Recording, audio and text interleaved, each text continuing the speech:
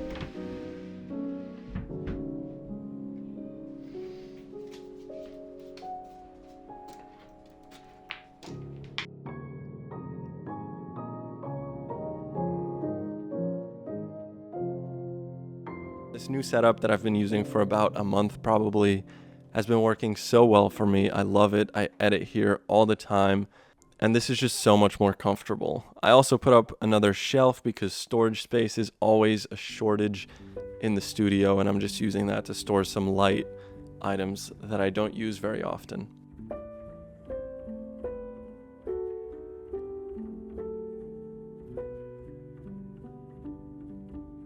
Today I also want to talk about a piece of gear that I've bought recently, and I get much more excited about buying something like this, which is this newer Vision 4 speedlight, than I do buying a new camera, because buying a new camera replaces the function of an old piece of gear, but buying something like this strobe, it opens new creative doors in terms of lighting for me, and that's really exciting. They're not sponsoring this video at all. I bought this with my own money, and I bought it because it was the cheapest battery-powered strobe that I could find on the internet.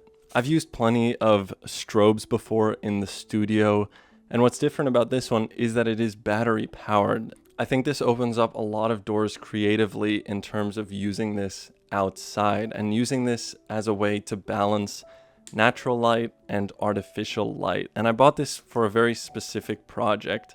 In the past, you may have seen me use speed lights like this. This just mounts on top of your camera, and it is also a flash. So you might be wondering why you would buy something like this as opposed to this. And I think there's 2 main reasons. The first one is the power. So something like this is much more powerful than a speed light like this. So there's a lot more opportunities to shoot midday during harsh light with something like this, where you can overpower the sun completely, as opposed to this, which would just kind of fill in the shadows a little bit. One of these is super powerful, and I think they say it's about 700 full power shots on 1 charge of battery, so that is pretty good. The second thing is just the ability to modify the light, so diffusing it or using different modifiers to shape the light in different ways is something that you can do with a strobe like this. And that's really exciting because it truly does change the look of your images pretty dramatically. I always hear people talking about how different lenses have a different look, but I've never looked at a photo and said, wow, this photo looks really good because of the look of this Summicron or whatever it might be. Whereas something like this truly does change the look of your image. And I bought this light specifically because next month on November 15th, Allison and I are launching our bag company that we've been working on for this past year. The brand is called Long Weekend. I'll leave an Instagram link in the description, but we created these bags that are essentially the perfect companion bags to photography. They're not camera bags, but they're cool looking bags that are perfect for holding your accessories and film. I bought this to shoot the campaign essentially for that bag company. So I'll definitely have a video about shooting that campaign on the channel, the behind the scenes of that. I think that should be really fun.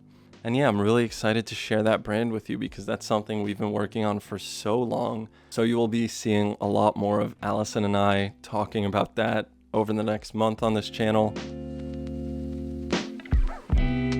Today's a very sad day because both of these Mamiya RZ67s are broken. You might be wondering why I'm talking about this, and I think it's important to bring up because this is not something that I hear people talking about a lot, but this is a very big part of the whole film photography thing. It's that you might invest, $1,000, $2,000 in one of these medium format cameras like the RZ67 or the Mamiya 7 or the Pentax, whatever it is, and they can just decide to quit working whenever they want. So both of these are broken. They have been for a little while now. And I just want to mention that because this is part of the process. Unfortunately, you're not going to get modern digital camera reliability out of a camera that was made 20, 30, 40 years ago. This is really sad. This is the camera that I've been using since the day I started my channel, and it's no longer working because it has issues with the gears inside. So basically, whenever I advance the frame, the gears are stripped out, and that means that the negatives get overlapped on the roll of film, so they become like half double exposures essentially. The issue with this one is the electrical components inside is what I'm assuming. It's really random when this one decides to work and when it doesn't, but I will be sending off both of these cameras for repair, and I think that'll be an interesting video talking about how much it costs to fix each of these and if it was worth it. I bought both of these for about $500 each, and that was for a full setup with lenses and a film back, and I'm assuming it'll probably cost more than that to fix them. But I think if you're able to fix them, it's really important because they're not making any more of these. So it's really important that we sort of preserve the supply that's out there because the price of these are only going up as film continues to get more and more popular, as we've seen over the last couple of years, and as more and more people just want sort of the best medium format cameras that were made. Yeah, RIP. So that's gonna wrap it up for this video. Thank you so much for watching. Thank you for supporting the channel as always.